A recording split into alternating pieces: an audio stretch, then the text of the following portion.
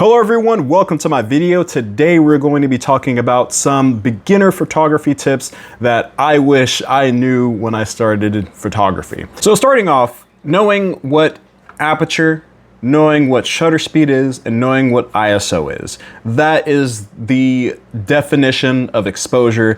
And if you can understand that, from that, it's just like math. If you can understand the basic formula and understand all the reasons why you need to use the formula, you're set, you're fine. Now you just need to go out and practice.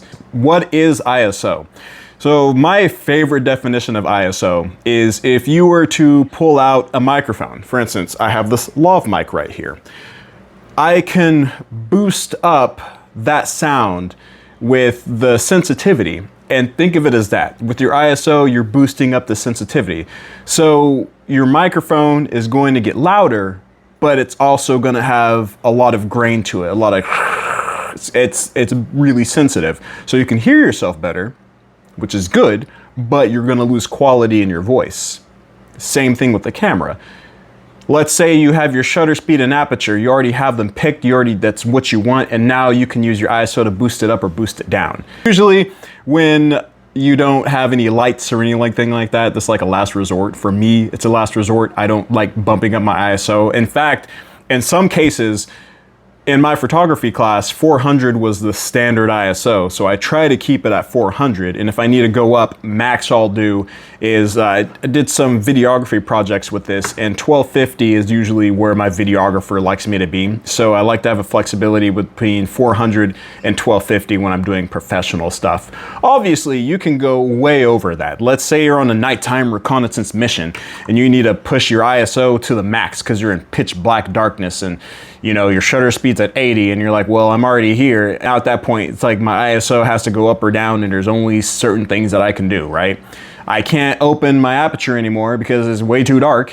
I can't change my shutter speed because if I do it any slower, my hand can't do it. So I have to raise my ISO. So it's really using those mathematical equations of variables to figure out what is best in your situation. Right, and so that's what ISO is. What is aperture? Now, it might be a little bit difficult because I can't, well actually, you know what? Let's plug this bad puppy in and let's see if we can see aperture in a real-time setting. So, I am here, I am in manual mode. We can see we are on an M for manual. And let's see if I can get a good reflection into the camera. And let's see if I can change this. There we go. So this is the aperture. So as you can see, it's going down. It's getting like a pinhole. This is f/22.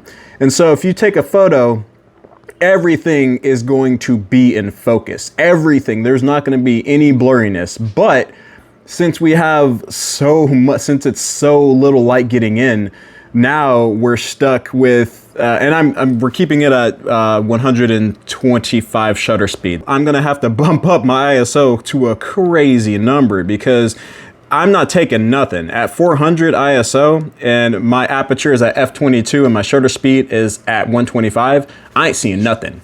This is what I'm seeing. It's dark.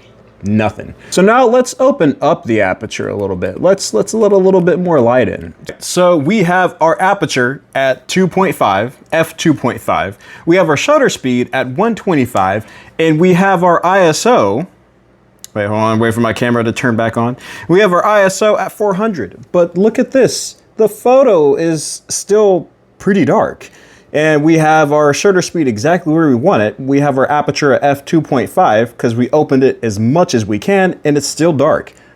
What's something else that we have? Oh, yeah, that's right. We have our ISO, we have our sensitivity. Let's go ahead and bump it up. We're at 400. Let's see what we can do. So I'm gonna make a guess to go all the way up to like 6,500, 6,400. And that's pretty in the middle of that histogram. You can see there's some highs going more toward the light because we have a nice wall. But if you were to take a picture of this, this is a pretty decent thing.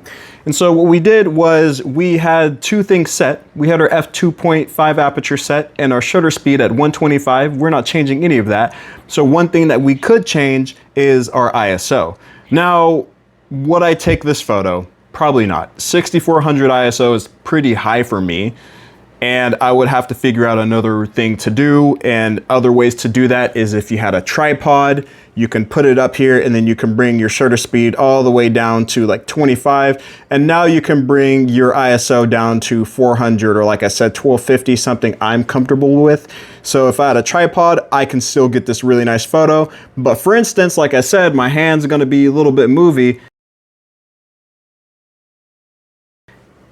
Well, we can't show because we can't do that.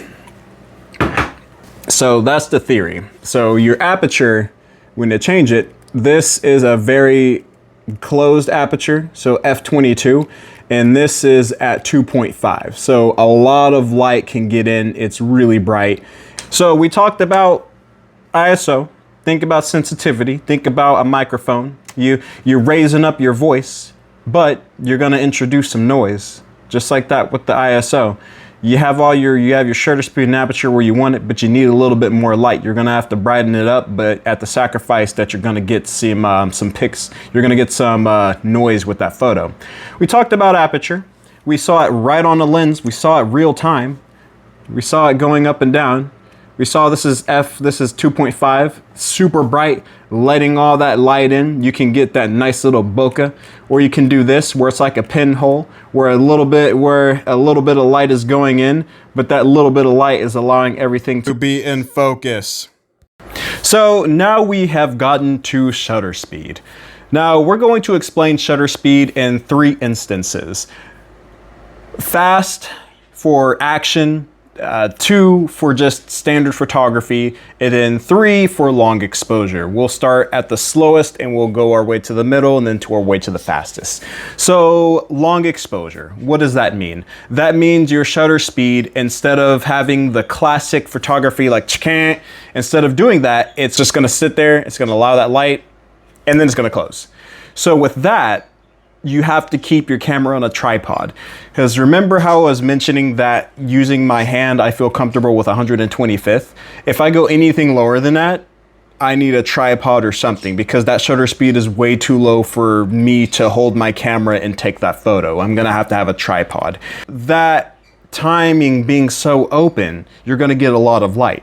So in order to change those variables of exposure now we have a really long time that the shutter speed is open, a lot of light is coming in. We need to either lower the ISO, so instead of being 400, we need to take it to 50, because we know if we have a longer exposure time, more light is going to go in. How can we make that sensitivity go down? We can, instead of going up for the sensitivity, we'll bring it down. We don't need that much light sensitivity.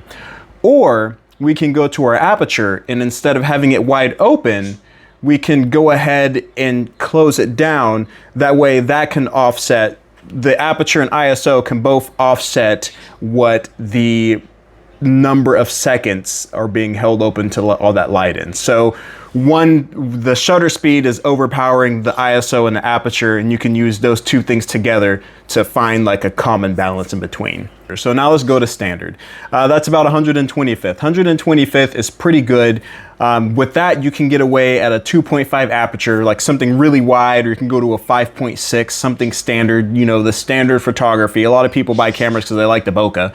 So it's rare that you're gonna be in the very, very closed aperture if you have a camera. It happens, but it's very rare.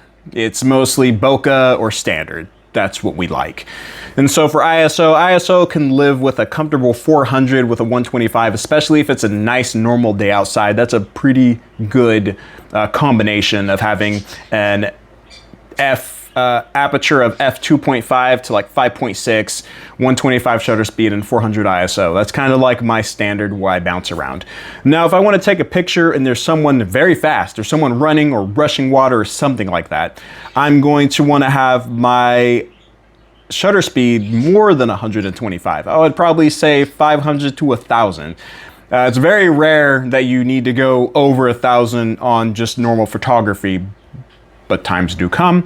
So with that, with a faster shutter speed means less light is getting in, which means you need to either raise that ISO sensitivity to bring in the light, or for your aperture, if you're already at a 2.5, that's that's pretty open. For my lens, that's as open as I can go. So the ISO is the only thing I can change. If I'm pushing it and I'm already open and I know that I need this, I need 1,000th of a second shutter speed, you know, I have to sacrifice the shutter speed or the, well, no, because I know what shutter speed I want. So that's already locked in. So I need to work with the aperture. My aperture is already at 2.5, so I can't go any lower. So my ISO is the only thing that I can change, where I'm bringing more external light. And that is a brief summary of what shutter speed is. That was a lot. That was a whole lot for this video. So I'm going to leave you guys at that, but this is just a beginner explanation of what exposure is. That way you guys have a good understanding and you can go out and do whatever you want to. Take photos, practice. We shall see you guys in the next video.